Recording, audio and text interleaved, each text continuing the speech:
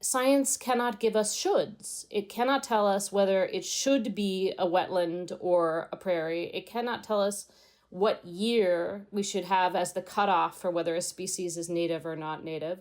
These are all human values, and we just need to admit that. Now, once we do admit that, that means that the scientists who are involved in restoration no longer have the ultimate authority. They are just one voice among many. All other stakeholders, landowners, people in the neighborhood, indigenous groups, all of these people now have also an equal voice in this large conversation about what our goals should be. And that can feel very uncomfortable because that means that some people you disagree with might have different ideas than you.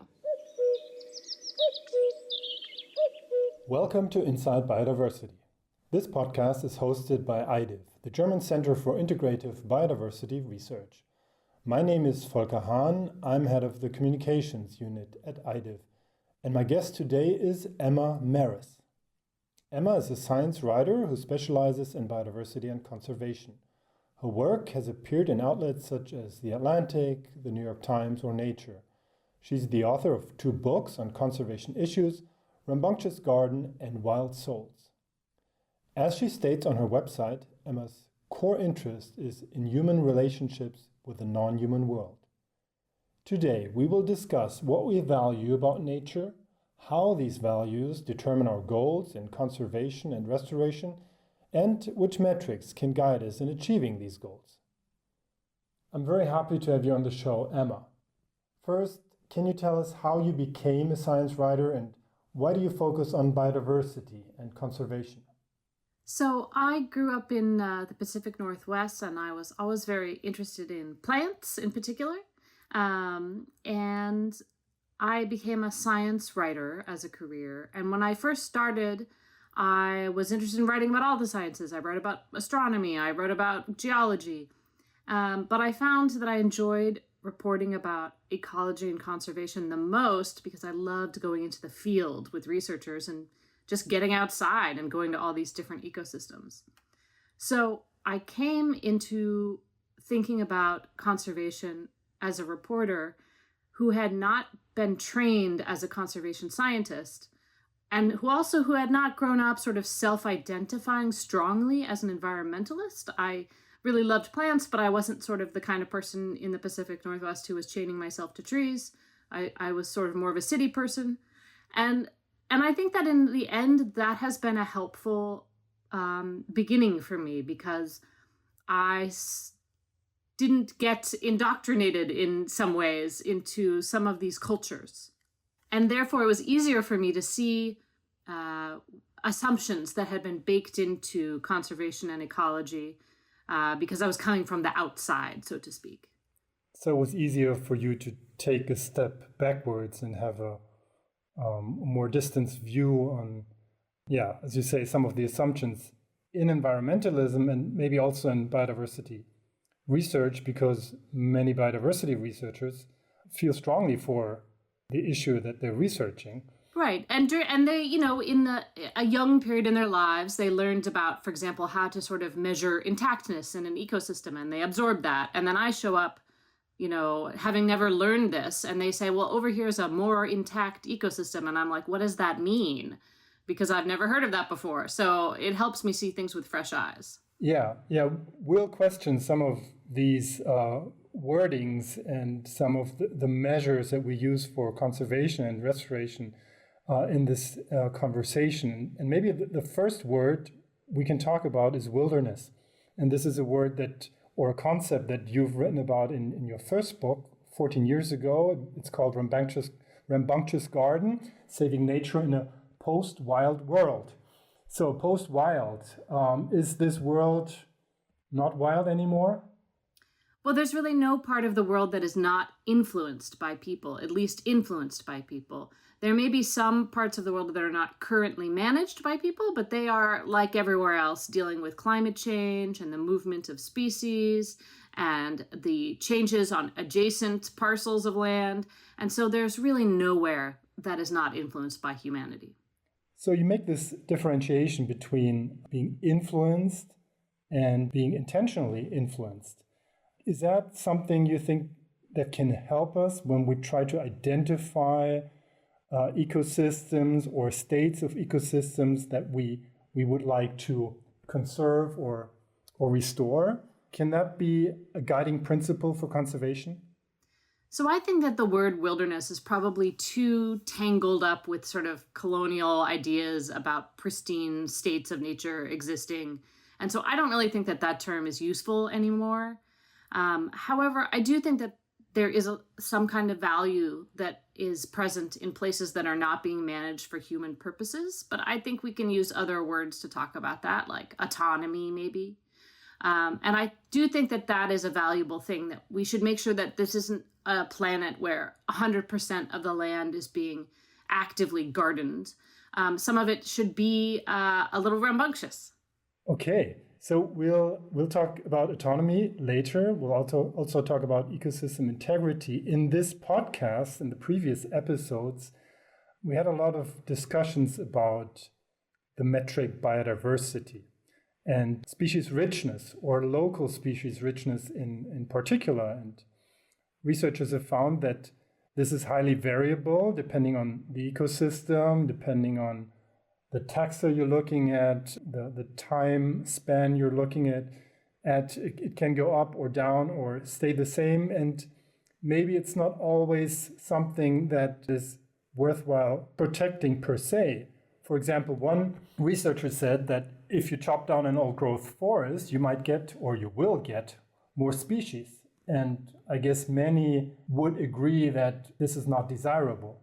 So species richness and biodiversity per se might not be always a guiding principle for conservation. And then another metric or measure that came up as an alternative to that was ecosystem integrity.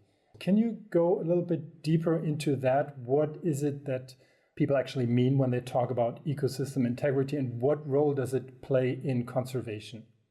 So I believe that there's a widespread tendency in conservation and conservation science to kind of add naturalness to everything else.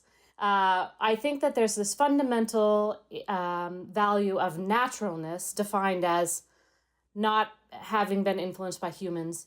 And it's so fundamental to the field that it tends to leak into all of these other concepts. And I think it's also a mistaken value, because I do think that humans are a part of nature, that we are not aliens from outer space. So integrity is a great example here. In many cases, integrity became more important as a value, as a replacement for naturalness or for historical baselines, which began to be criticized because they were often pegged to the moment of European arrival in a system.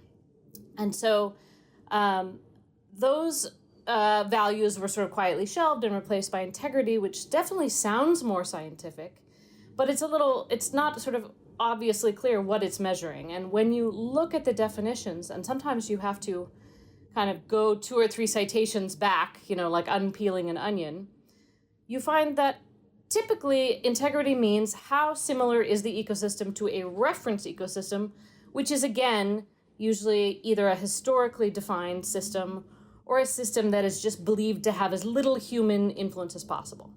And so at the center of the onion, we find naturalness yet again. It is just a sort of a fancy, science-y sounding way of saying it is a natural ecosystem that hasn't been affected by humans. And I object to this because I feel that this is a way of obscuring that we are, again, talking about desiring that ecosystems be as natural as possible, but making it sound very scientific and sort of quantitative.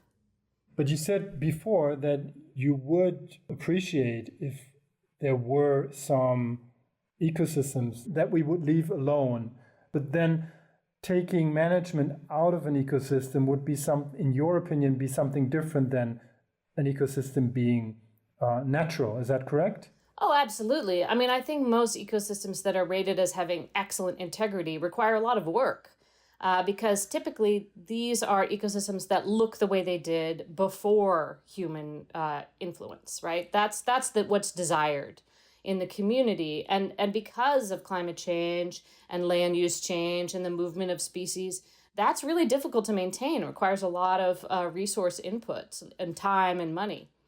Whereas if we actually let ecosystems alone and let them go on their own way, we will find them changing quite rapidly in response to all of these kind of larger forcings.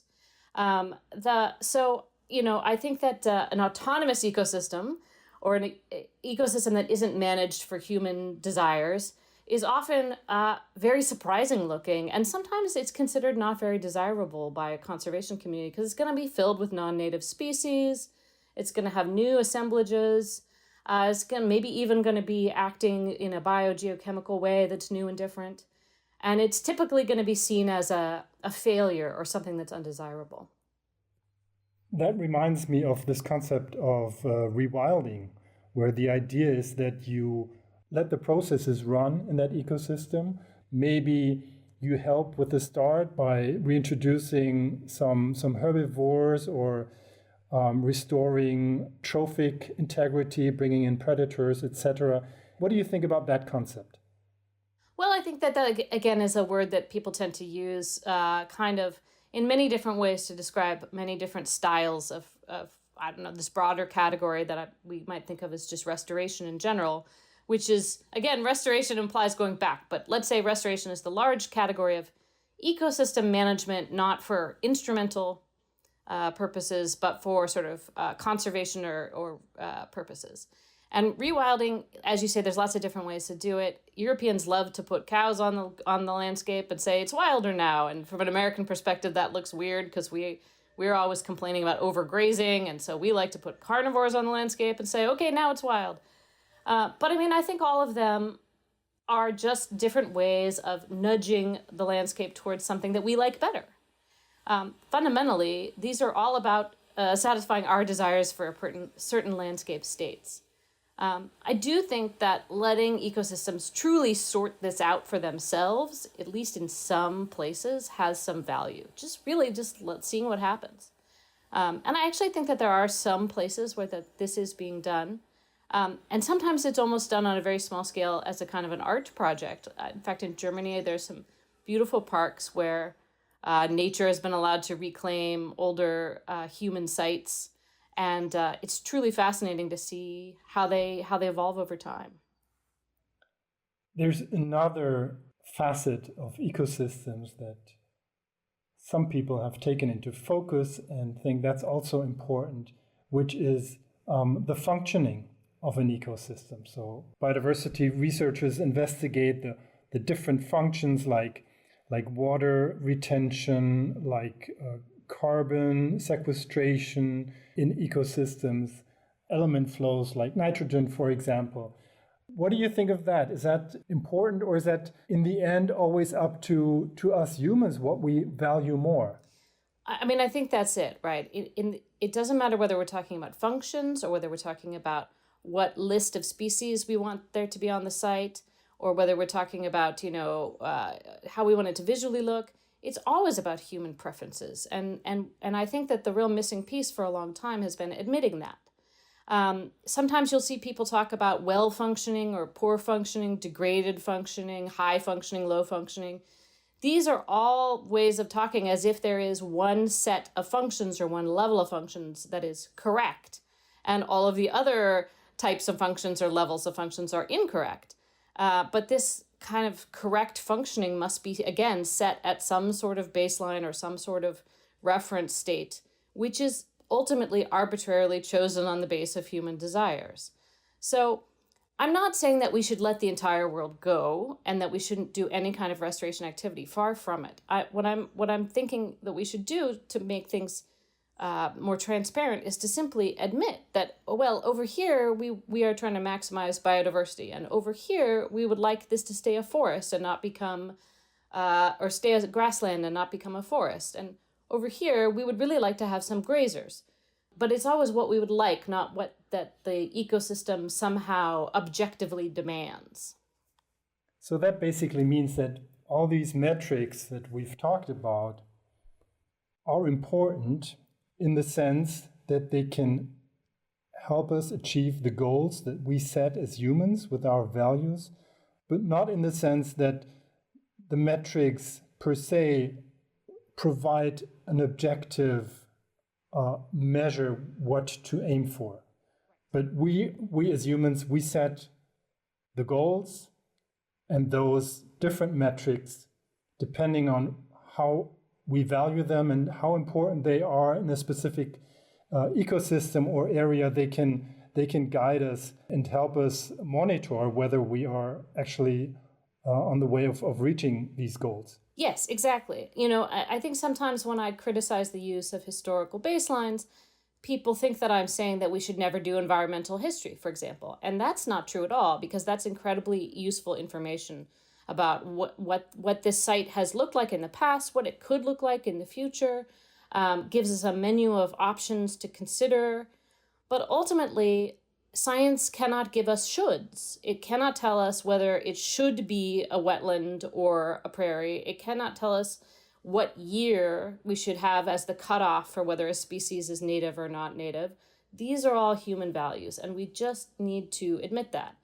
Now, once we do admit that, that means that the scientists who are involved in restoration no longer have the ultimate authority. They are just one voice among many. All other stakeholders, landowners, people in the neighborhood, indigenous groups, all of these people now have also an equal voice in this large conversation about what our goals should be. And that can feel very uncomfortable, because that means that some people you disagree with might have different ideas than you. Well, it sounds like democracy. Yes, which is, as we know, terribly messy and inconvenient and requires way too many meetings. But it's the best thing we've got, and we better hold on to it with our fists. Yeah, I agree. So you've mentioned baselines, and we haven't talked about this. So you have criticized, especially for the North American continent, but also for maybe Australia, setting the baseline of colonization for ecosystems. And one of the arguments you bring forward is that even before that time, the people living there actually did have, even though they were not many in comparison to today, had huge impacts on the ecosystems. Can you elaborate a little bit on that? Yeah, sure. So I'll talk mostly about North America, since I'm most familiar with that, although there's similar patterns in Australia, New Zealand, Africa, South Africa. But in North America, we also have this pattern of glaciers that, have come and gone over the years. We have glacial ice sheets coming halfway down the continent, and then they go back up again. And one thing that's quite interesting to me is that every interglacial looked a little different. The distribution of plants on the landscape, and presumably the animals that live amongst those plants, was a little bit different every time. Sometimes two trees would be together, and sometimes they'd be separate. And so it kind of shows that there was no one version of Ice Age Americas. There were many versions. And then, of course, humans show up on the scene very long ago. We still keep pushing back the dates. But ultimately, humans show up on the scene kind of as soon as the last glacier retreats. They're sort of walking through the soggy landscape of the ice retreating. And they immediately begin having large impacts on the land. So there's really no day where you have a kind of a pristine, perfect North American or South American ecosystem that you can then use as a perfect baseline for all time. It just doesn't exist. One thing that did change with the European settlers, and maybe much more later on, is that they introduced, deliberately or not deliberately, they introduced new species into ecosystems and whole continents that were not there before. Among conservationists, many see that as huge problems, and I think in some cases that's also the case, that some introduced species can become invasive and make problems, but that is not a general rule. And you're advocating we should recognize that not all alien species are a problem, and that conservation should accept introduced species. Is that correct? Yeah, again, it really depends on what your goal is for any particular landscape or freshwater, piece of area that you're discussing. So if your goal is to have it look like it did in the past, and for some areas we might want that goal, then by all means, to achieve that goal, you would want to remove any species that weren't there at that time. But I think that's going to be increasingly difficult. And I also don't think that, I think there's this assumption that in all places, introduced species reduce biodiversity because they're such this grave threat. And I don't think the science supports that. I think that certainly there are specific situations like predators on small islands and plant diseases like, chestnut blight and so on, where you can actually get extinctions because of introduced species. But I think the vast majority of introduced species on continents do not cause extinctions, especially not plant introductions. I have really looked for an example of a continental plant introduction that has driven something extinct, and I cannot find one. Maybe your listeners can write in.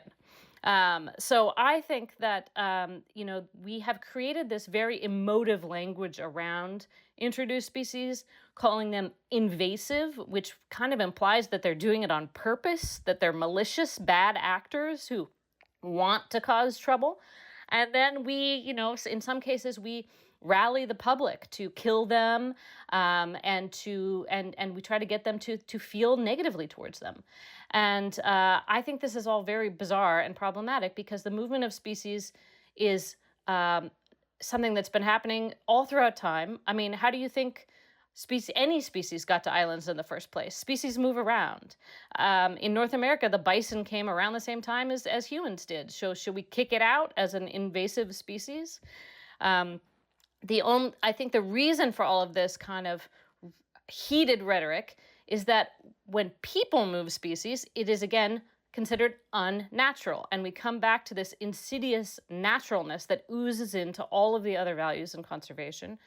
Again, we only think biodiversity is valuable if it's natural biodiversity, and we see introduced species as unnatural biodiversity, and therefore they somehow don't count. And I just don't think it's a very scientific way to look at it. Very interesting. I'd like to add that there's been IDIF research that shows that there are many plant species that are threatened in their native range, but they have colonized in other regions of the planet. And those regions where they are alien might actually be important for their conservation because at home they are threatened. So that's maybe an argument for accepting alien species as well. However, you said there's heated rhetoric about this.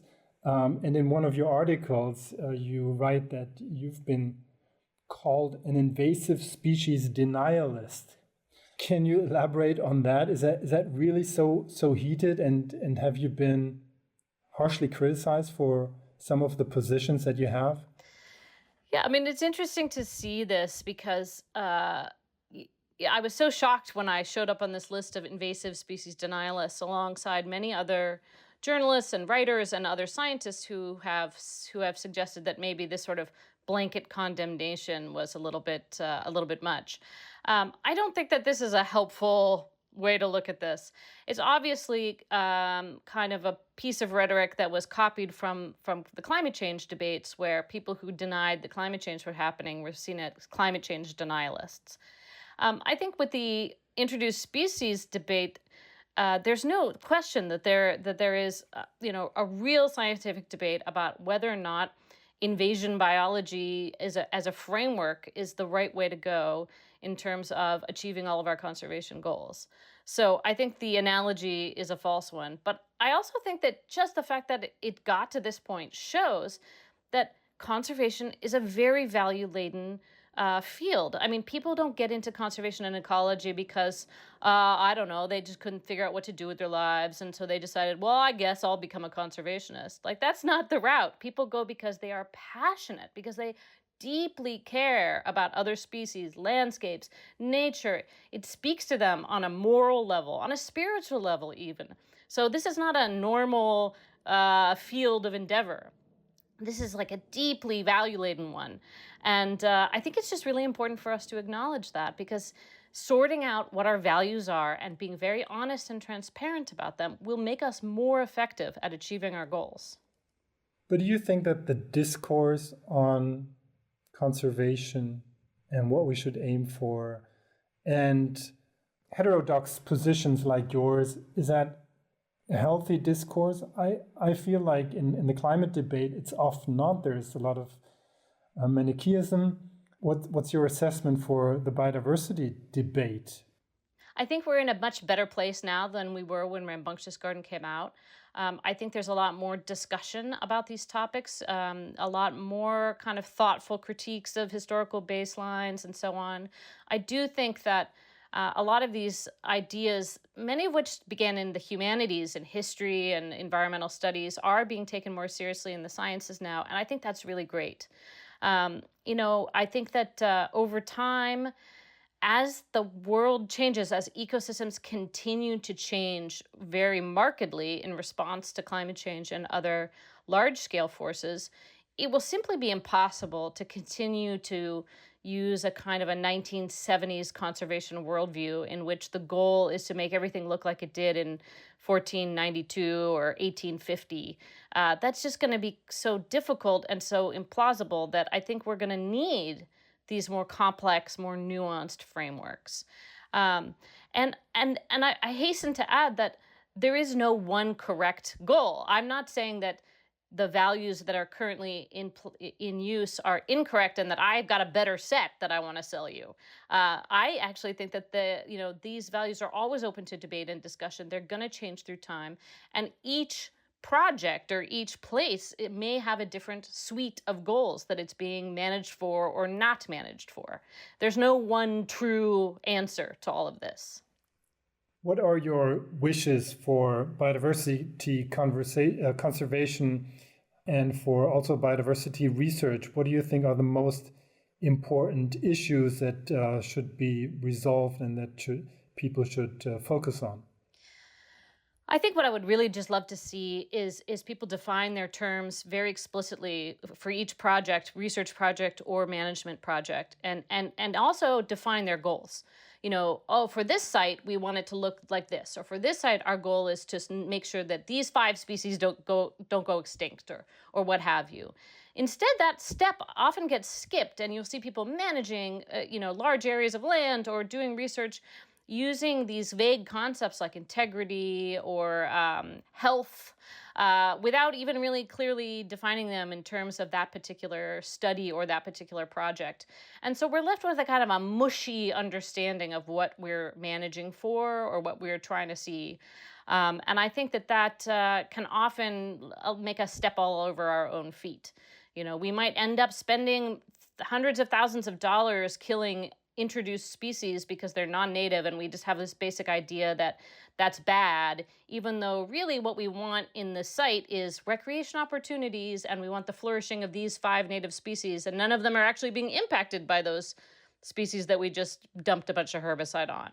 So I think clarity in terms of our values is what I would like to see, and just the acknowledgement that we're not going to be able to make the world look like some kind of Disneyland version of a pre-Columbian, pre-industrial landscape. In environmental debates, there's often a lot of negativity, and people have very bleak visions of where we are going, for example, in the climate debate. And some have criticized this and say there's too much doom in these conversations, and we are not doomed. What is your perspective on that issue when it comes to biodiversity and nature conservation? Yeah, I'm really unhappy with the way that a lot of people, both scientists and the media, talk about biodiversity change. I have a lot of people in my life who are not scientists or journalists who feel incredibly hopeless and believe that we are in a phase of extinction that's so profound that there's very little that can be done about it at this point. Rhetoric like the 6th mass extinction has convinced a lot of people that it's sort of too late, and the way that other scientific products like the Living Planet Index are reported have convinced many people that we've already lost huge percentages of species. So I think there's been some real, I understand that conservation biology has always been a crisis discipline, and that there's a culture of wanting to get people interested and to convince people of the urgency of action. But after, a generation of intense urgency and emergency communications, we've convinced a lot of people that we're already in this sort of post-apocalyptic wasteland. So I think that we really need to balance our coverage of threats to biodiversity with information about possible solutions and also with realistic assessments of where we are. Obviously, the number of extinctions that are documented, which are close to 1,000, is too many. But given, as a proportion of the total number of species on Earth, we haven't lost, we'd have to keep these same extinction rates for thousands of years to be really in a mass extinction. And the idea that we're not going to change our behavior thousands of years from now seems implausible to me.